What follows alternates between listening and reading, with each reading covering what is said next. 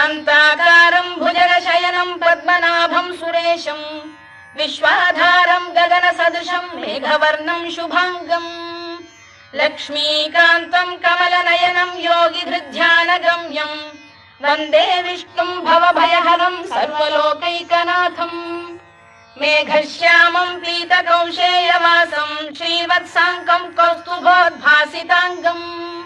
पुण्योपेतं पुण्डरीकायताक्षं विष्णुं वन्दे सर्वलोकैकनाथं नमः समस्तभूतानामादिभूताय भूभृते अनेकरूपरूपाय विष्णवे प्रभविष्णवे सशङ्खचक्रं सकिरीटकुण्डलं सपीतवस्त्रं सरसीरुहेक्षणं